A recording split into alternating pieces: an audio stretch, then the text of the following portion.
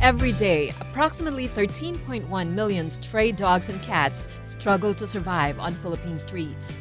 While many pass them by, some choose to make a difference, one act of kindness at a time. Today on The Advocates, meet Roel Malayao, a food delivery rider who makes every delivery count by feeding stray animals along his route. We'll also meet Arian Labangon of Cats of Glorieta, a group of dedicated volunteers caring for community cats in the heart of a busy commercial district. I'm Rochelle Rubio, and this is The Advocates, Empowering Voices.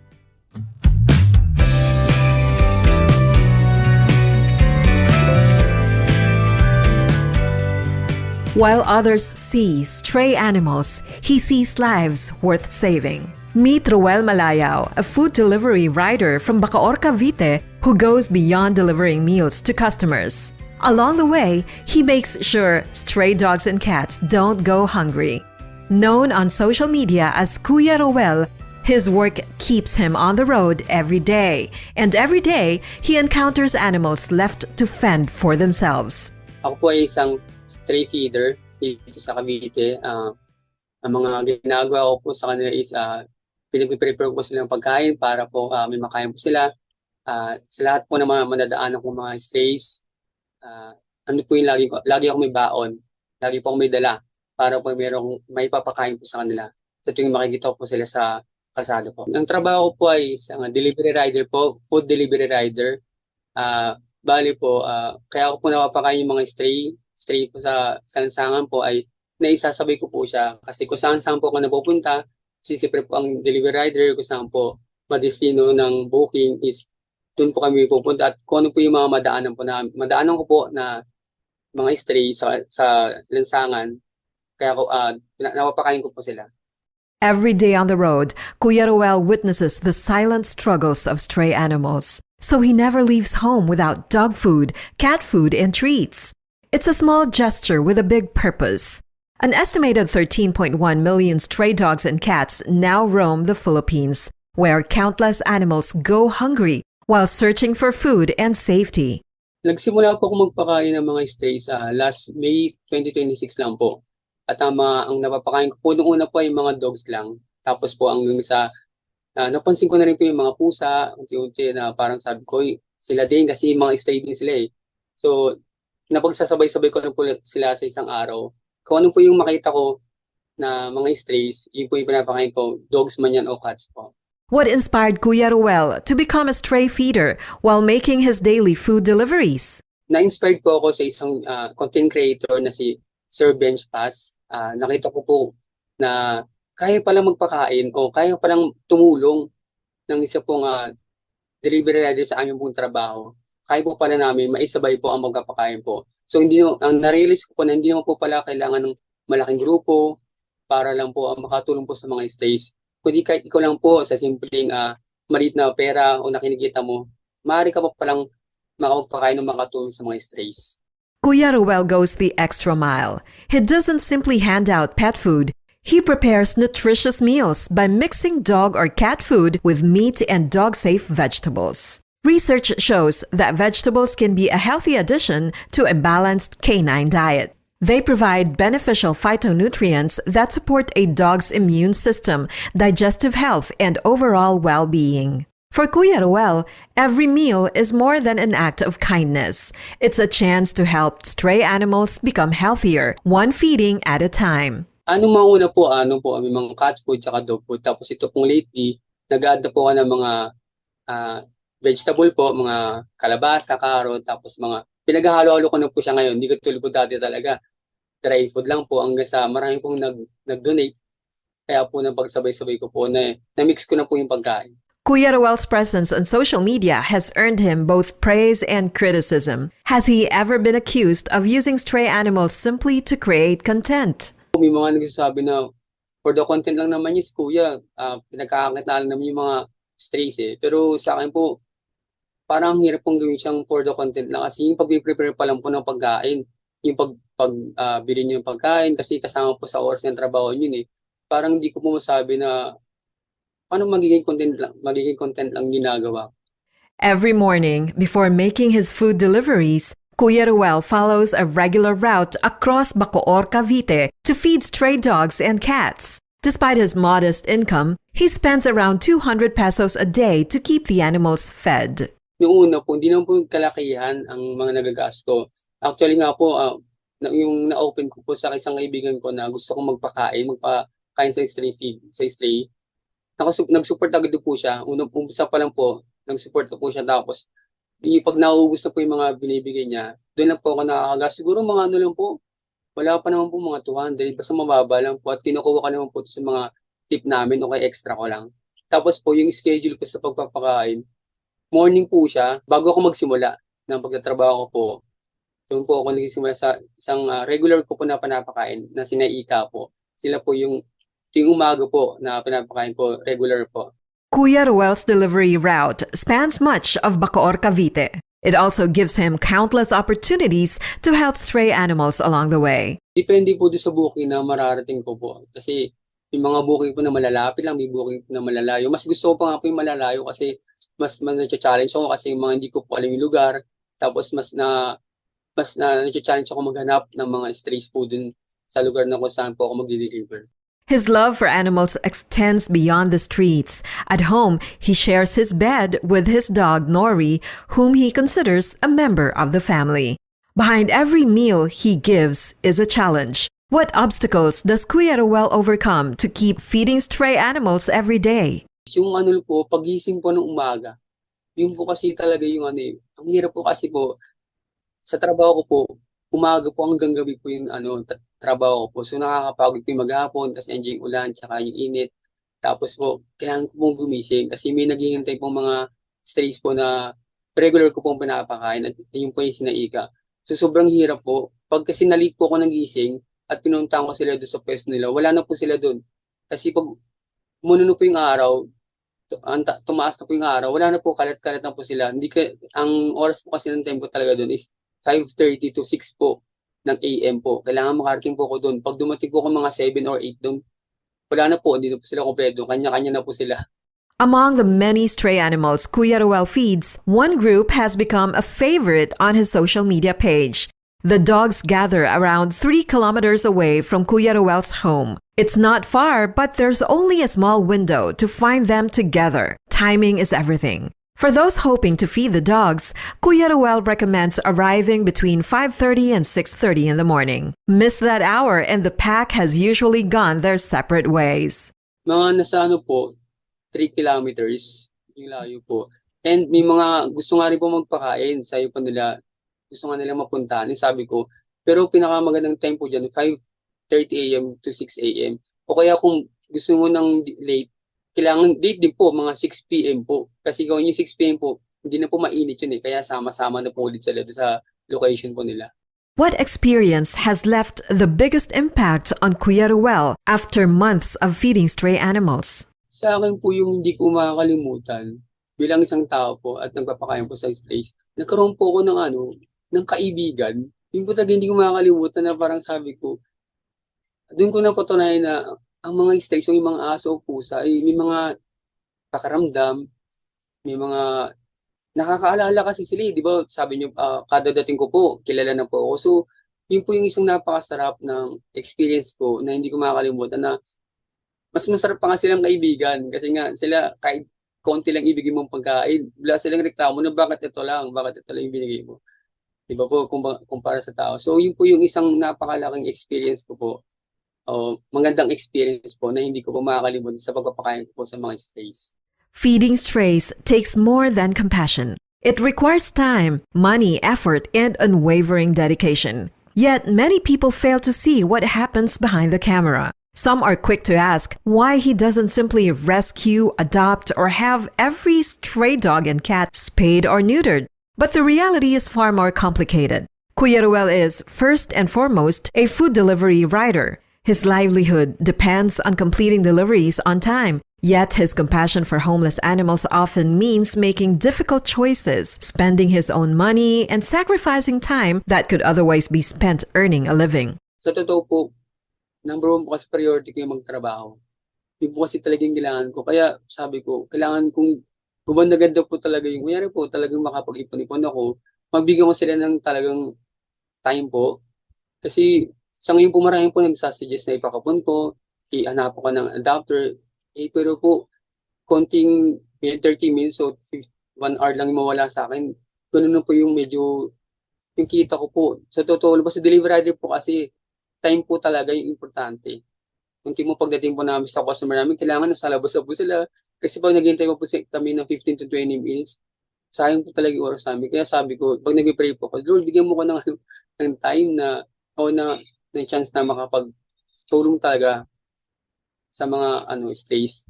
Hindi lang po siya dapat na isinisingit lang po doon sa time ko, kundi mabigyan ko talaga siya ng time para hindi lang po ako yung makapagpakain lang, kundi mas makatulong mo po na hindi po dumami yung mga stays para, di ba po, pag nagpakapon po kasi, yun po yung magiging isang way po para hindi po sila dumami ng dumami. What does Kuya Ruel believe is driving the growing population of stray animals in the country? Siguro po ang isa sa dahilan kaya dumadami yung mga strays po sa lansangan is marami po kasing pabaya na mga owner na sa umpisa lang po na ang cute-cute nito kaya gusto ko nito. Ang ganda nito, kahit po may mga breed po, kaya po nilang pabayaan kapag ayaw po na nila. Pag nagkasakit po kasi yung isang aso po ayaw na nilang gastusan. So, yun po yung nakikita ko, marami pong pabaya na owner. Kaya po, sobrang dami po ng mga strays sa lansangan po. At siguro po yung sa gobyerno, ang pwede po nilang magawa is, yung nga po, magkaroon po na sana ng budget po sa mga libre pong pakapon and magkaroon po ng budget po para sa shelter. Sana po bawat bayan po meron. Kasi po nakakalungkot po talaga. Kasi yung iba po, yung mga ibang stray dogs po, and cats po, minsan galing po sa malayo.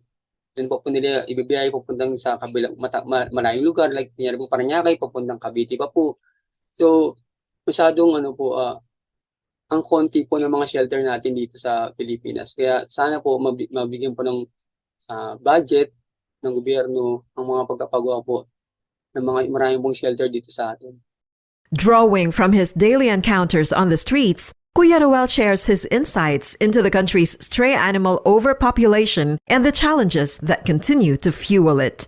He also has a simple but heartfelt appeal: show compassion to animals, whether they are yours or not. More importantly, practice responsible pet ownership because preventing abandonment begins with responsible care.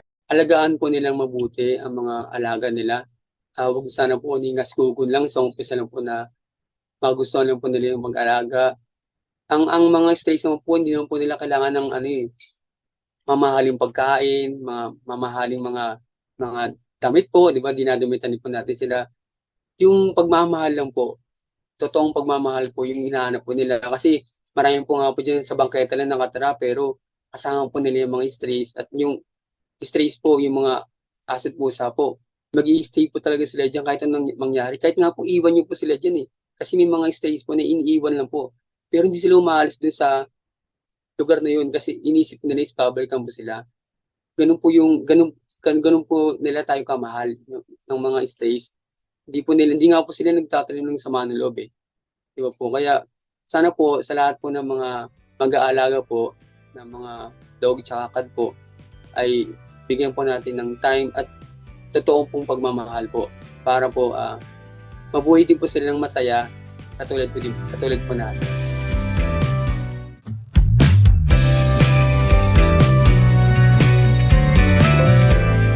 This is where the voices of the voiceless are heard. The Advocates, Empowering Voices. Hosted by Rochelle Rubio on Capital 104.3. Mas pinalakas, pinalawak. Radyo Pilipinas. Radyo Publiko Radio Pilipinas and Capital 104.3 Collab.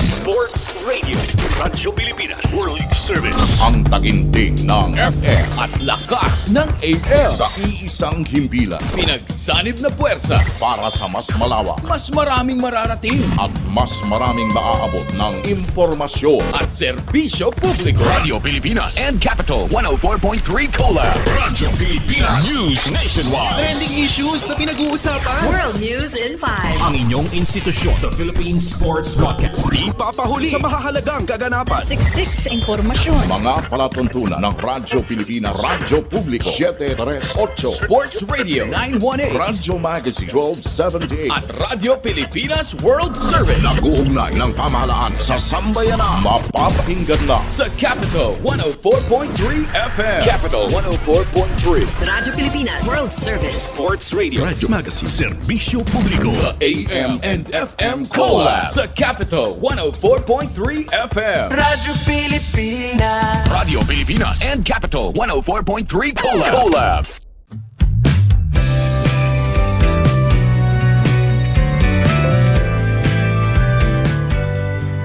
Volunteering can make a lasting difference in any community. Around 50 community cats live within the Glorieta complex in Makati. They are cared for by dedicated volunteers. They are not a shelter. They are not an animal rescue group. Instead, they advocate Catch, Neuter, Vaccinate, Return or CNVR. It is a humane and effective approach to managing community cat populations. It also helps improve animal welfare and public health. Meet teacher Arian Labangon of Cats of Glorieta as she takes us inside their advocacy and the volunteer-driven efforts that are giving these community cats a safer and healthier life.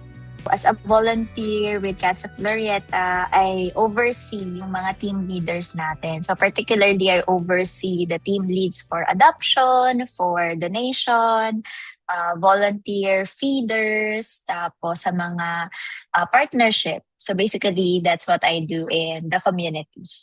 So basically, Cats of Glorieta, yes, we're not a shelter, we're not even a rescue group, but our vision primarily is to create a compassionate and humane community in the Glorieta area cats.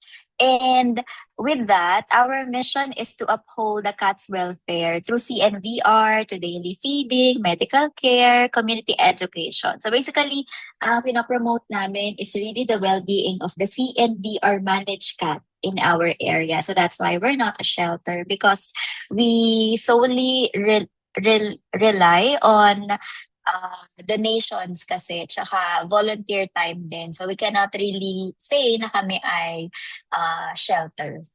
Cats of Glorieta began long before its social media page was created. Arian traces its roots to 2010 when volunteers from Cara Welfare Philippines, one of the country's leading animal welfare organizations, started caring for the community cats in the area. She also credits the volunteers behind Cats of Circuit Makati for mentoring her in managing the page and connecting with individuals and groups dedicated to the welfare of community cats. So Cats of Glorieta kasi, it's been there since 2010. It's under Cara Welfare Philippines.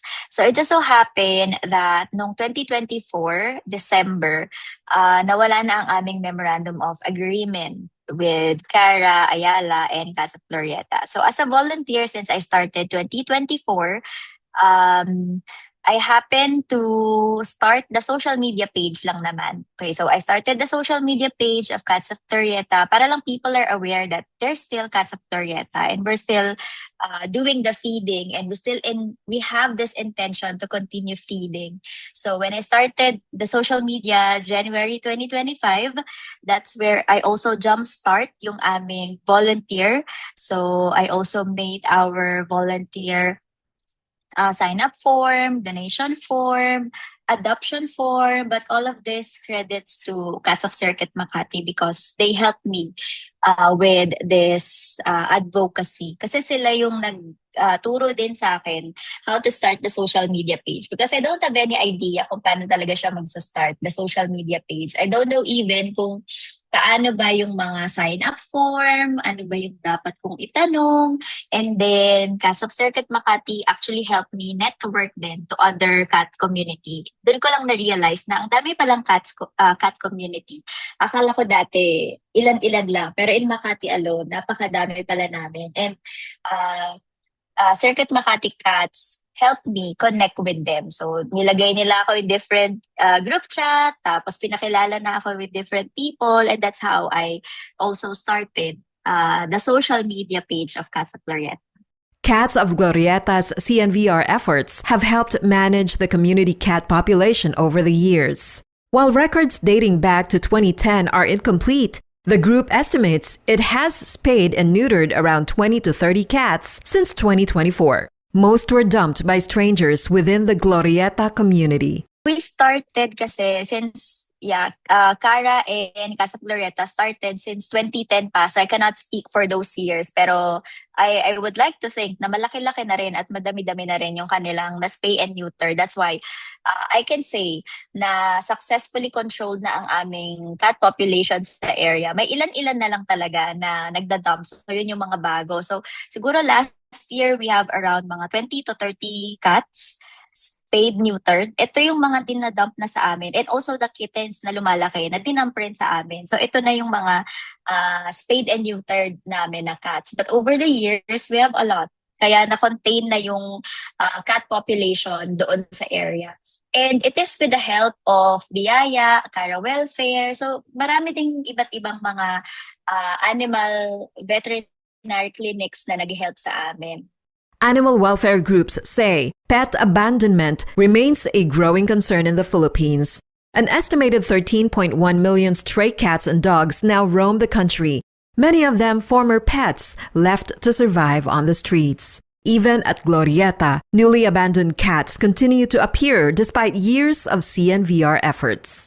How often does Cats of Glorieta conduct spay and neuter initiatives for these newly dumped cats? And how do volunteers raise the funds to keep the program going? The spay and neuter kasi is conducted as needed. Ayan, as needed. Kasi why as needed? It's because ayaw naman natin na dumami pa yung mga cats sa area.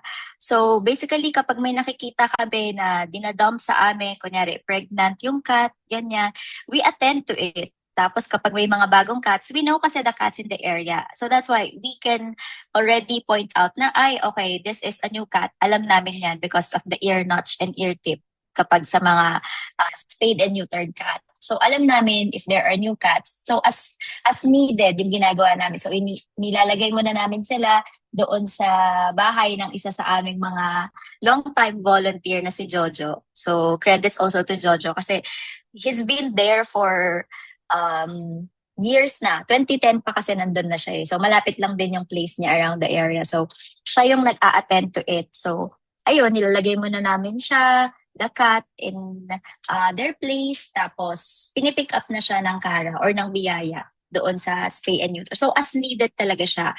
And the funding is from our residents, very generous residents around the area. And sometimes, donation talaga. And also, I just would like to mention na we fund it through our initiatives. Like last time, we are invited by Maxim sa International Pet Summit. So nakapagbenta kami ng merch. Tapos, doon kami nakakakuha ng mga funding. So dapat creative din kami mag-isip. Paano ba tayo makaka-fund? Because we cannot always rely on donations eh. So ayun, medyo nagiging creative ang ating mga volunteers. Cats of Glorieta is supported by a lean team of 11 core volunteers and 15 volunteer feeders. Though small in number, they share a common commitment, caring for the community cats and promoting responsible, humane coexistence. Sa core team namin, kasi we have basically parang two teams. One is core team. Core team is actually for the team leaders. So pag team leader ka ng adoption, donation, and all that, you're part of the core team. Kasi basically kami yung decision-making body ng community. And then we have the volunteer feeders. Sila naman is the everyday feeding. But it doesn't mean na kapag core team ka, hindi ka nag-feed. Kasi many of our core teams are actually very consistent with the feeding as well. So imagine the balancing na ginagawa nila, no? So doon sa aming core team, we have around 11. And then the volunteer feeders, 15. So 1-5. So medyo maliit lang kami na community. And as a matter of fact, we're looking for feeders pa. Kasi minsan nagkukulang kami, walang nagpapakain sa morning. Pero we're assured naman na every night napapakain namin sila. So at least sa buong araw meron. At may mga iniiwan kami na cat food doon sa kanilang place. But yeah, kailangan pa namin ng more feeders. One of the challenges faced by animal welfare groups is the loss of food bowls and automatic feeders left for stray and community cats, often due to theft. Nakailang na kami, feeder na lagayan. Ninanakaw din siya, even the cat food. So, nakalungkot lang kasi lahat ito ay donation and from the volunteers team. How many community cats are currently under the care of Cats of Glorieta? Parang overall in Cats of Glorieta, we have about 50 cats in different areas. And then the foster, as of the moment, meron kami kasing 9 na dump kittens. So imagine 9. So iisipin mo rin yung long term na 9 yung ipapakapon pa namin, 9 yung aalagaan pa namin, 9 yung priority adoption namin. We cannot even get nga the adoption ng mga cats namin. So yun pa yung isa sa mga naiisip namin ngayon na challenge na 9 pa yung kittens na nasa amin. No? Lumalaki sila, kailangan nila ng medical attention, kailangan nila ng, alam mo yun, hindi mo sila pwedeng pabayaan sa park. So naka-foster sila ngayon doon sa aming long-time volunteer. So yun, 9 kittens, imagine. And just last night, I think meron kaming isa na naman na dinam sa area, may nag-message na naman sa amin. And the other day, meron na namang isang cat na iniwan din sa amin. So talagang parang hindi siya natatapos, hindi siya nauubos, hindi namin alam kung paano pa namin ibibigay yung message to the public that we're not a shelter and we cannot really accept all. Kittens abandoned at a very young age have little chance of surviving on their own. Without their mother, they are vulnerable to starvation, dehydration, hypothermia, and disease. Veterinary studies show that orphaned neonatal kittens require constant feeding, warmth, and intensive care, and remain at a significantly higher risk of death than adult cats. Yun yung problem namin, and most of the kittens talaga, namamatay na lang sila kasi nga, sobrang liit pa, iniiwan nila sa amin. So hinahanap namin ngayon kung may mama cat, pero wala talagang sadyang iniwan sila doon. And yun, yung burden naman ngayon nasa amin kasi paano siya magsusurvive? We have to do everything. And then the funding pa. And then we have other cats to look after. So talagang patong-patong siya. The story of Mika, the cat who brought the Glorieta community together. It started nung siya ay magka-parvo. So nagka-parvo siya. Nagkaroon kasi kami ng outbreak ng disease sa park. Kasi maraming kittens nung this February, maraming kittens ang na-dump sa amin. So ang tendency kasi if you dump kittens, tapos may sakit sila, our healthy cats, nahahawa sila. Tapos doon na magkakaroon ng pasa-pasa ng sakit. And just so happens, si Mika nagkasakit. And then the other one pa naming cat ay namatay. Si Mika, since na nagkasakit siya, dinala namin siya sa vet. So for 2 weeks, nasa vet lang siya. Naka-confine siya. Tapos there are also times na pinanghihinaan na kami dahil sinasabihan na kami ng vet na baka hindi niya kayanin, baka hindi mag-respond si Mika sa mga medicine na ibibigay sa kanya. So parang for 2 weeks, kami, nasa roller coaster ang aming emotion. Kasi every time mag-text si vet, magme-message si vet, negative yung kanyang mga sinasabi. I would like to credit also our volunteers kasi pumupunta sila doon sa vet kahit, alam mo yun, may trabaho sila, may pasok sila. Dumadaan sila sa vet kasi parang naisip namin na siguro pag narinig ni Mika yung boses natin or ma-feel niya yung presence ng mga nagpapakain sa kanya, lalakas siya, yung ganon. So parang it's really out of the volunteering na Parang ang expectation lang namin sa mga volunteers tayo, mag-feed lang, diba? Pero yung pupunta pa sila sa vet, parang every other day may mga pumupunta doon sa vet. May nagbe-visit talaga sa kanya. Tapos yung iba pa naming volunteers, nag-fundraising on their own. Yung kanilang mga business, nag-fundraising pa sila para lang makover namin yung vet bills. So, pati residents na very generous residents, sinalo na nila yung half ng aming binayaran. So, okay na. Gumaling si Mika. Naging naging healthy naman siya. Kaso kailangan siyang i-cat boarding for 1 week. So, 1 week siyang naka-cat boarding kay Cara. So, hindi kasi siya pwedeng ibalik agad Pag naging okay ka na sa parvo, the cat, hindi siya pwede agad i-expose doon sa environment, sa park. Kasi baka, hindi natin alam, baka makahawa pa, baka may virus pa and all that. So, 1 week boarding sa Cara. So, that's another cost naman sa amin, no? Sa 1 week yon. And then, nung finally, na-return na namin siya sa park, that's February 23, na-return na siya sa park, okay na, everybody's celebrating, na-post namin siya sa Facebook, na nakabalik na si Mika. We're very grateful. Ang dami nag-donate, ang daming mga tao na tumulong sa amin para ma-cover yung vet bills ng kay Mika. Kaso, nung after 3 days nang makabalik siya sa park, nawala naman siya. Hindi namin alam bakit siya nawala. Kung paano nangyari yun. Basta nawala lang siya. She went missing for 1.5 months. So, pero hindi kami nag-give up. Pinopost pa rin namin siya. Hinahanap pa rin siya ng mga volunteers namin. And then one day, very early, parang mga 5 a.m., marami ng message doon sa aming group chat. May isa kaming volunteer nakakita kay Mika sa Telus Ayala. That's 12 minutes away sa park. So parang, paano kaya siya nakapunta doon? Ano kaya nangyari? Paano nakapunta doon? Tapos paano siya nakasurvive for 1.5 months na nandun lang siya doon sa area? Tapos sobrang, parang it breaks your heart pag iniisip mo na nandun siya, may nagpapakain ba sa kanya, may nag-aalaga ba, may water ba siya, yung mga ganon. So agad-agad, 2 of our volunteers, Carlo and Jojo, went there immediately para kunin si Mika, para mabalik siya doon sa park. And that's also the time nung nakabalik na siya sa park. Finally, ito na, totoo nang nakabalik na siya. Nilagyan na namin siya ng AirTag kasi, yun nga, pumupunta siya kung saan-saan. So, doon mo makikita, no, na hindi lang siya cat para sa amin. Talagang nilaban namin si Mika nung nagkasakit siya. Talagang, alam naman namin, kinakabahan kami everyday kapag sa vet bills namin kasi everyday na dumadaan, dumadagdag din yung vet bill namin. Tapos iniisip namin, kaya pa ba? Saan tayo kukuha ng pang-donate natin? Saan natin kukunin yung vet bills natin para dito? Kasi ang laki na umabot na ng 36,000 eh. So parang, kaya ba natin? Kaya ba itong sagutin and all that? Ayun. And then also nakita ko din na sobrang magmahal yung mga volunteers, no? Hindi mo na kailangan gawin eh. Nasa isip ko nga eh. Hindi na nila kailangan gawin na bisitahin pa si Mika. Hindi na nila kailangan gawin. Pero nandun sila.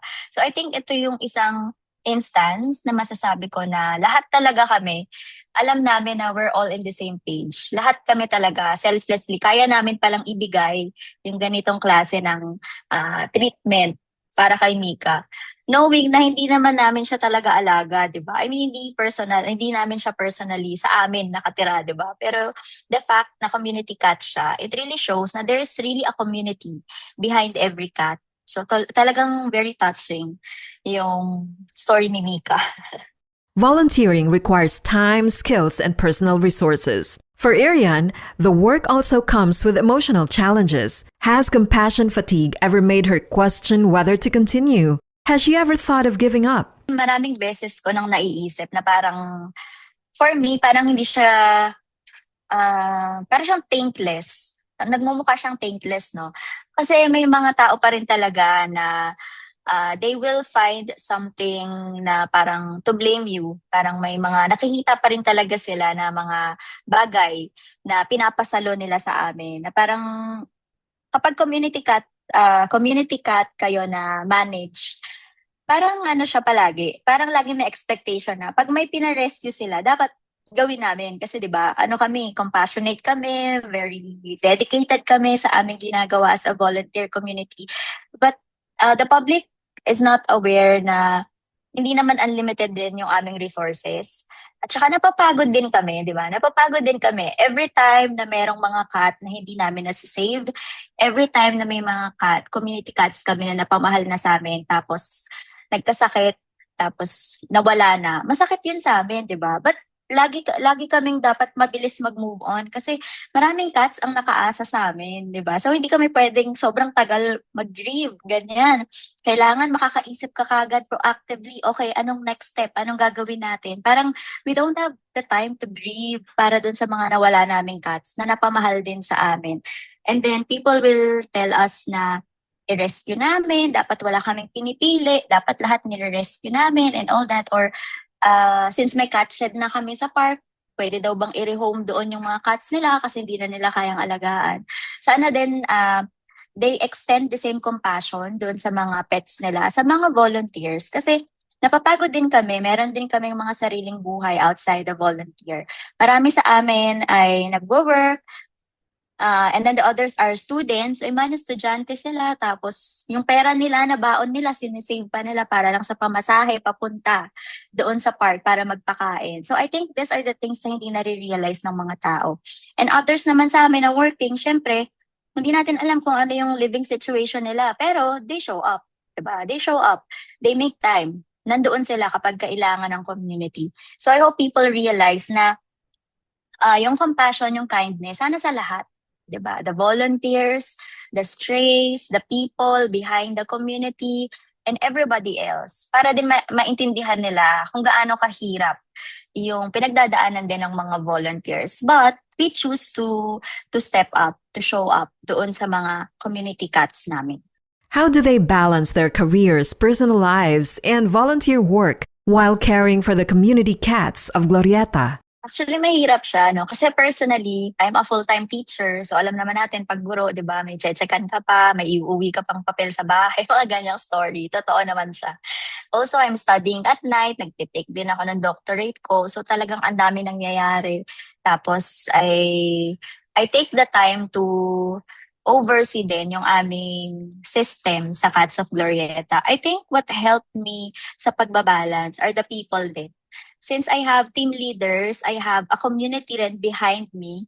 So, na gumagaan yung aming trabaho, it's because people really help. Lahat kami sa team talagang nagtutulungan. Pag busy yung isa, the others will step up. Pag hindi kaya ng isa, mag-o-offer ng help. So parang na-extend na sa amin yung compassion na pinapakita namin sa mga cats. So hindi lang siya limited sa cats, yung compassion na nararamdaman namin and na ibibigay namin. Hindi lang siya sa cats, na-extend namin siya sa mga tao within our community. So pag hindi kaya, step up yung iba. Kapag hindi kaya ng isa, then others will also. So talagang tulungan. I cannot imagine doing this without the people then behind Cats of Glorieta. So it's really impossible na ikaw lang mag-isa. It's really impossible din na wala kang tulong ng, say, for example, tinutulungan kami ng Cara for advice, the Ayala, Estate, tinutulungan din nila kami. Also, the volunteers, yung mga nagdo-donate sa amin, the residents, talagang everybody's coming in for help kasi hindi natin to kaya pag tayo lang. The story of Freya, a kitten abandoned in Glorieta who survived against the odds and found a forever home. One of Cats of Glorieta's successful adoption stories. Last time then we joined an adoption drive sa Odd Cafe. So just to give a picture, no, kapag nagjo-join kasi ang isang community ng adoption drive, magastos din talaga siya. Thankful kami kasi the booth na nilaan sa amin ay free. Hindi na kami pinagbayad and all that. Sobrang bait ng organizer sa Odd Cafe. Pero ang binayaran naman namin ay syempre the transportation. Dinala kasi namin si Freya and Cassie doon sa booth. So dapat may cage, bibili ka ng cage, bibili ka ng ilalagay mo sa booth mo and all that. So lahat pag-ahandaan mo. So may gastos talaga siya. So, Freya kasi, sinama namin siya doon sa adoption drive. Siya lang ang tanging nag-survive doon sa 3 dump kitten. Dump kitten pala si Freya. So, siya lang ang nag-survive. Yung kanyang mga kapatid ay hindi nakasurvive kasi nga, sobrang liit pa nila noon. Talagang heartbreaking din sa amin kasi we're trying our best. Tapos, yun, isa lang ang nakasurvive, si Freya lang. So, ginawa talaga namin yung best namin para mapa-adopt siya. Priority sa amin na mapa-adopt yung mga kittens namin. So, ang nangyari doon, nilagay namin siya sa cage, nakipaglaro siya sa mga taong pumupunta doon sa booth namin. And then, there's this one na sobrang parang the love at first sight ata siya kay Freya. Tapos ayaw niya parang ayaw niya lang pakawalan yung chance na ma-adopt si Freya. Nilagay niya doon sa form niya na parang the moment na nakita daw niya si Freya, alam niya na gusto niyang i-adopt si Freya. So sobrang heartwarming yan sa amin kasi after everything, yung pagod, yung pamasahe, yung pag-aasikaso, and all that, sobrang worth it siya kasi napa-adopt namin si Freya doon sa event na yon. So nawala lahat ng pagod namin, nawala lahat ng worries namin about the adoption drive kasi first time din namin sumama sa adoption drive. Animal welfare groups often face a common challenge: the public's expectation that volunteers should rescue, rehabilitate, and rehome every animal in need. As advocates, what misconceptions or negative feedback do they encounter on social media? And how do they respond to these criticisms? Ang pinaka naririnig namin or nakikita namin with social media is we need to take in, cats. Parang iniisip nila agad animal shelter kami. Kasi nga nagpapakain kami, nagpo-post kami ng daily feeding, tapos may cat shed kami, tapos we have mga food na lagayan doon makikita nila sa mga posts namin. And then many of them will ask na why can't we take in yung kanilang mga cats na hindi na daw nila kasi kayang alagaan kasi daw madami na daw. I think that's precisely the point, no? Bakit siya dumami in the first place, 'di ba? Bakit siya dumami at dumating doon sa point na hindi mo na pala kayang alagaan? I think that's responsible pet ownership, 'di ba? Kasi kung ikaw ay mag-a-adapt, 'di ba? Part kasi ng adoption yung iisipin mo yung long term eh. Gusto mo ba talaga na madami sila? And kung oo, wala namang problema, pero kaya ba ng financial at ng space mo? Kaya mo bang ibigay yung quality of life sa mga pets na meron ka? Kasi hindi magre-resort ang mga tao na mag-dump or mag-abandon or even mag-ask for cat communities like us na mag-rehome sa amin kung sila ay responsable, 'di ba? Hindi kasi enough na sabihin natin na animal lover tayo, no? Parang kasi kiniklaim din ng maraming pet owners na animal lover sila, ginagawa nila ito para sa mga pets nila. Ayaw naman nilang iwanan sa kalsada. Pero that's precisely the point eh. The fact na ire-rehome mo siya sa amin, naisip ba natin na kaya ng community? Kaya ba nilang bigay yung quality of life? Sila ba ay may means? May means ba kami para i-take in lahat ng cats or kittens? I think it all boils down sa responsible pet ownership eh. Iisipin sana natin muna yung kakayahan natin bago tayo mag-take in ng mga pets. Kasi ang usual nilang comments ay, madami na daw silang cats, madami na daw kittens, nanganak na daw, hindi na daw nila alam kung saan ilalagay. I don't think that's the problem. That's our problem. I think it's a problem of the pet owner. Dapat inisip niya yan bago pa man nangyari. Ay, dadami sila. Kaya ko ba? Anong pwedeng gawin? Bakit hindi pinakapon? 'Di ba? Kasi kung ayaw niya naman, ipakapon na lang. Wala namang problema doon. Pero to abandon them as your last resort is cruel, is inhumane, and sana alam nila na may mga laws that protects animals sa mga abandonment and neglect. For Irian, all sectors have a shared responsibility when it comes to animal welfare, from the government to private individuals. What specific actions should be taken by the government, communities, pet owners, and ordinary citizens to better protect animals? I think since one of our mission then is CNVR, we're very strong and very firm with CNVR. Since sa amin nga sa Casa Glorieta, we manage the cat population humanely. So kung meron mang mga cats na darating sa amin na bago, pinapaspay and neuter namin sila. But that's not an invitation for people to just dump or abandon animals within the area. And para din sa kaalaman ng lahat, sana I would like to emphasize yun ngang responsible pet ownership. Kasi pet owner should realize na may long-term responsibility sila. Hindi dahil may pet sila ngayon, kapag nag-iba na yung circumstances ng buhay nila, iiwanan nila yung pet nila. I think that should factor in eh. Nasaan ka ngayong estado ng buhay mo na meron kang pet? Paano pag nagkaroon ka ng problema? Paano pag hindi mo na kaya? Dapat naisip mo yan bago ka nag-adopt. Kasi part kasi ng adoption are their freedom. Meron silang tinatawag kasi na 5 freedoms. So bago ka mag-adopt, isipin mo yung freedom from hunger and thirst. Kaya mo bang ibigay sa kanila yung food, clean water? Kaya mo bang i-provide yun sa kanila? Nutritious diet? Kaya mo bang i-provide? If yes, then okay. Okay, punta ka ngayon sa second freedom. Ang second freedom nila is freedom from discomfort. Safe and healthy environment. Kaya mo bang ibigay sa kanila yon? Meron ka bang environment na mapoprovide na sila ay magiging safe, okay sila? So if that's okay, kung kaya mong ibigay, then proceed ka sa third freedom nila. Yung next freedom kasi nila is freedom from pain and injury or disease. Alam naman natin na ang vet bills talagang malaki, di ba? Pag nagpa-check up ka, malaki yan. Kaya mo ba financially? Yun lang naman yung tinatanong doon. Kaya mo ba na kapag nagkasakit sila, agad-agad madadala mo sila? Meron ka bang ganong compassion and ability, capacity, financially din? So if meron, then you proceed to the next. The next freedom is to express their normal behavior. Example, sa dogs, tahol sila ng tahol. Madali ka bang mainis sa ganon? May irita ka ba agad? Natural behavior kasi nila yun eh. Or kaya naman may ine-express sila na hindi mo naiintindihan, di ba? So kaya mo bang tanggapin yung mga ganong behavior nila? What about the cats? Kapag may mga zoomies sila, kulit-kulit nila, kaya ba yan ng environment mo? May mga mababasag ba dyan? Okay lang ba sa'yo? Ka-cat-proof mo ba yung bahay mo? So kung kaya mo tanggapin yun, okay, proceed ka sa last. The last freedom that you have to provide for your pets is actually freedom from fear and distress. Safe ba yung space? Secure? Compassionate ba yung environment? Is everybody in the household will extend that kind of compassion na meron ka? Hindi kasi enough na ikaw lang yung compassionate eh. Dapat the people around you, around the pet, are compassionate as well. So kung kaya mong ibigay yung 5 freedoms na yon sa kanila, go ahead, mag-adapt ka. Pero ang dami mong kailangan pag-isipan, di ba? So hindi lang siya, okay, cute. Nakita ko online, cute. Sige, i-adapt ko siya. Pero i-factor in mo lahat yun, yung 5 freedoms na dapat na ibibigay natin. Kung may isa doon na nag-fail, I would not suggest adopting. So wag na lang. Kasi kawawa yung pet. The Advocates Challenge.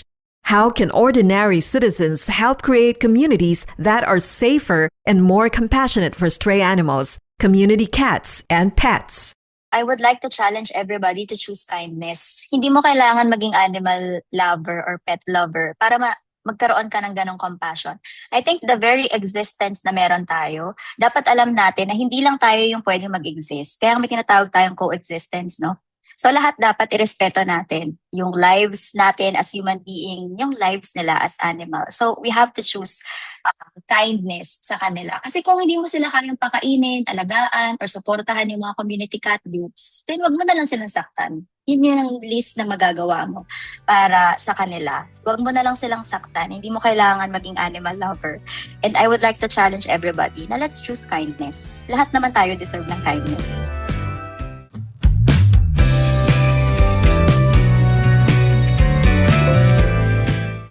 A food delivery rider who never leaves home without food for stray animals, and volunteers in Glorieta, Makati, who ensure community cats are safe and cared for. Their stories remind us that compassion begins with a single act. Thanks to our featured advocates today, Ruel Malayao and Irian Labangon of the Cats of Glorieta for their respective animal welfare initiatives. I'm Rochelle Rubio. Thank you for joining us on The Advocates. Catch the replay of this episode on Radyo Magazine 1278 AM this Saturday at 3 p.m. Until next time, let's continue empowering voices and creating a better future for both people and animals. You're on Capital 104.3.